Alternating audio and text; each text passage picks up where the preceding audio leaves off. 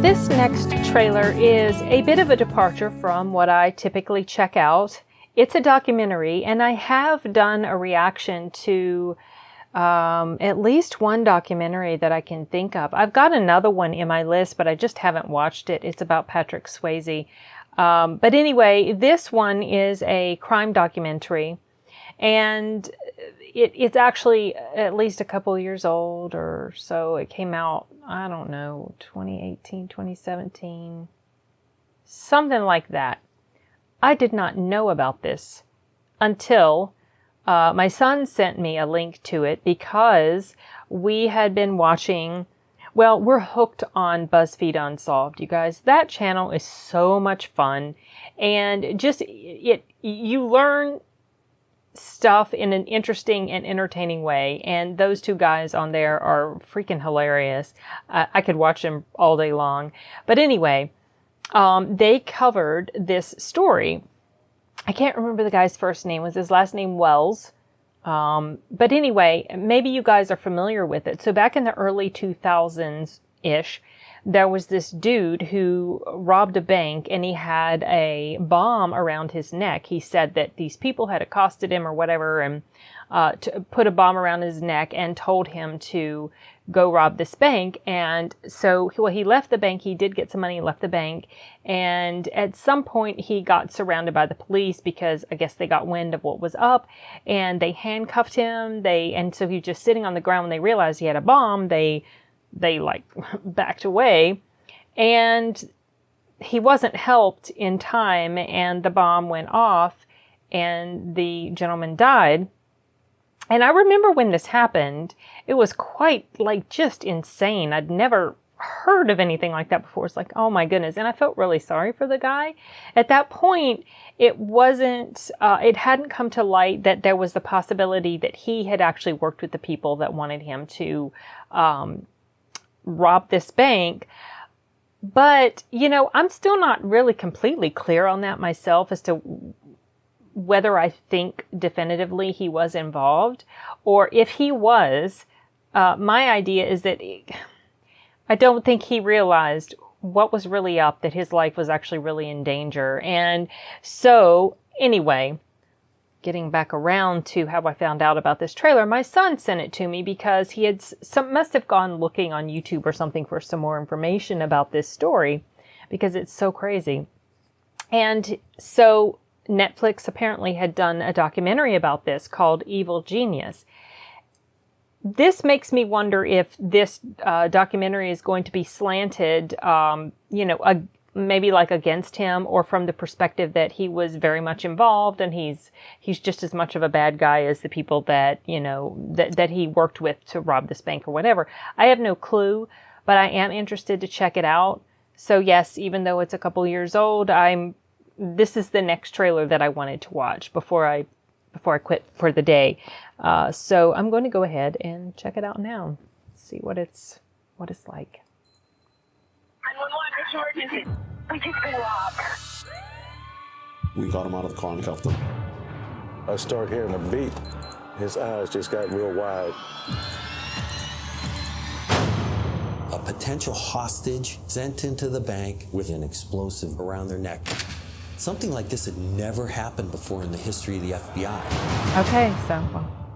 For being a small town, Erie has its share of bizarre events, but there is nothing that raises so many questions as this case. The call was made to the pizza shop at 1:30. Brian Wells drove to the site where the pizzas were to be delivered. The man told police that he was forced to rob the bank. The FBI believe that whoever built the caller is patient and secretive. Brian Wells said he was supposed to go on a scavenger hunt. And he was supposed to go from point A to point B to point C, where the keys would be given him to release this bomb. This made worldwide news. The purpose of the pizza bomber plot? Money. How could this happen? Who's the mastermind? Please, what's your emergency? There's a woman that you might want to question. He's the one that did it. He and his co-conspirators. Yeah. There was a lot of tips coming in, but no smoking gun. We didn't have DNA, fingerprints. The bomb had wires that didn't mean anything to prevent the bomb squad from tampering with it. Did you make the bomb? No. Liar! It's a bank robbery, but it's a scavenger hunt. Guy has a cane gun, and it was actually loaded. Who put this in motion? I did nothing. Who actually said, hey, let's rob a bank? She laughed about it. She says, I got away with it. Was Wells a victim or participant? When you have a bomb up to your neck, It became a diabolical game to them.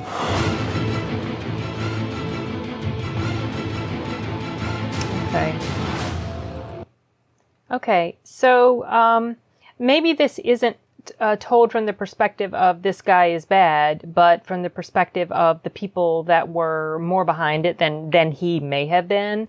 Like I said, I'm not completely convinced. Certainly there are indicators that make you question, make you wonder. But to me, it was never really enough that even if he was involved, it just, to me, his culpability doesn't, rise up to the level of the people that actually put that bomb on him. And I've always felt, like I said, I've always felt kind of sorry for the guy.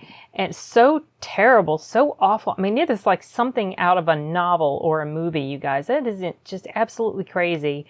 And I remember it was pretty big in the news at the time just because it was so astounding. It was like, are we watching a movie or something? This is wild.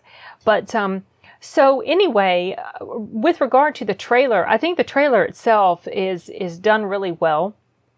It, basically tells you the entire, like what it's about.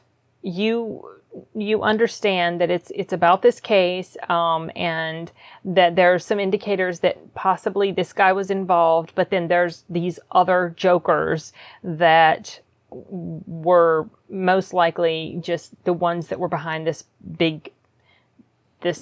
evil plan. So I know, a bit about these other people and the girl. They also did an episode of, Deadly Women. I think that's what it's called on the Oxygen. Oh no. Deadly Women or Snapped? Deadly Women, I think. Anyway, whatever.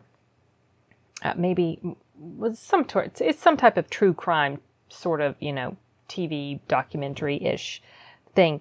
But so the girl, it's kind of leaving you, well, when I say it, what am I talking about? But like, I'm going to say, have always been sort of left with the impression that the mastermind behind this was that woman. She had killed some people before, like she killed at least one other guy before, maybe two, and she is just a bad human being. The way the stuff that I'd heard about her. So anyway, I am curious to check this out, even though I know the end. I'm just wondering if this is going to present some new information that I hadn't heard about that maybe wasn't covered in the Buzzfeed Unsolved episode.